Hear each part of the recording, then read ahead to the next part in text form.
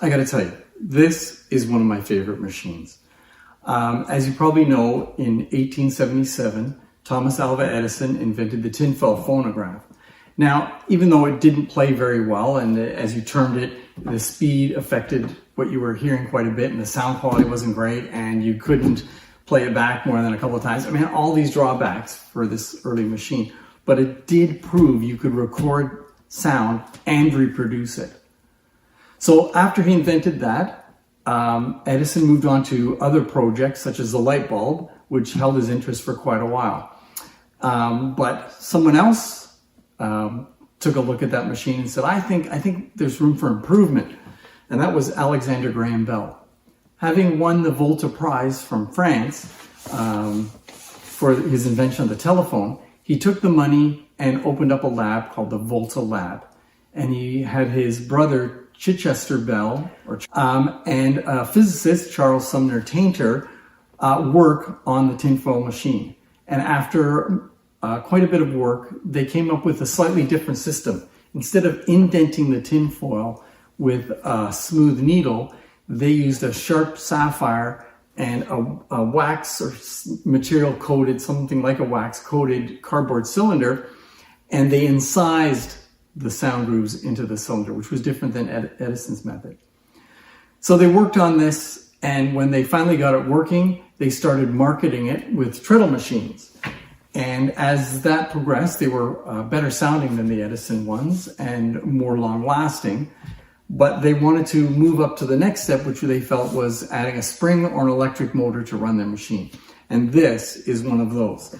They came up in 1895, why can't I get this open, with both a spring version and an electric version. This one is the electric version from 1895. It's a 2.5 volt DC motor. I gotta open it right here from there. And there you see it. Oh my God. A Bell Tainter treadle machine mechanism mounted on an electric motor machine. It's absolutely fantastic, super rare. It looks quite different than what you'll see on an Edison machine. This one is a little bit later and has been designed to use the same number of threads per inch, 100 threads per inch, as Edison's cylinder, because after Edison saw the treadle machine, he was quite annoyed and realized he had to get back into that game.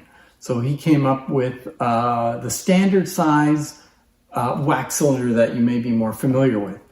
And so Bell Tainter, eventually they adapted their mechanisms to play Edison cylinders. So this one has a place here where you could mount the cardboard cylinder. The cardboard cylinder would be placed on, here's a cardboard cylinder about that thick, could be put on here, and then the reproducer was attached here, or the recorder.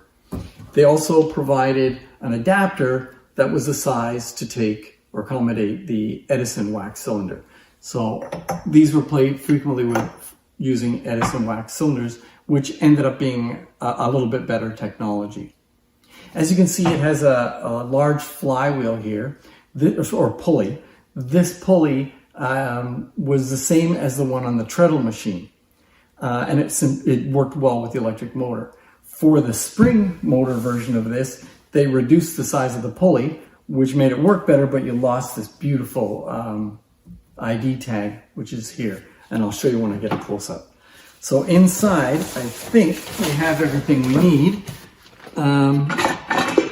Here is the container for, we've got the recorder.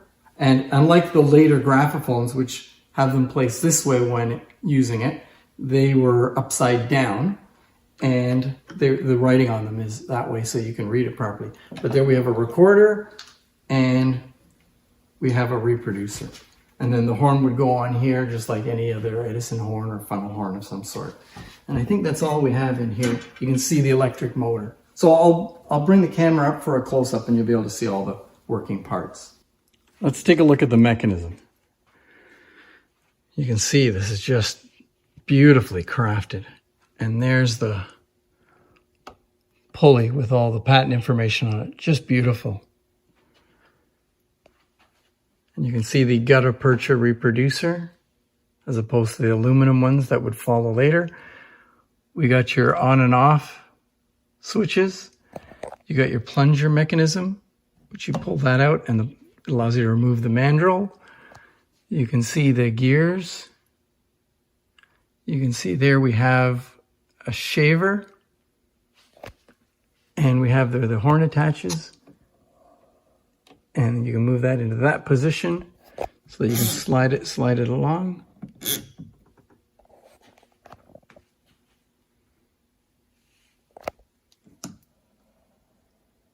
Truly incredible machine. Let's take a look inside. There's the electric motor. You can see the governor. And here's a pan for shavings when you shave the cylinder. The pan comes out. You can right up there. That'll catch the shavings for when you shave the cylinder. Very interesting.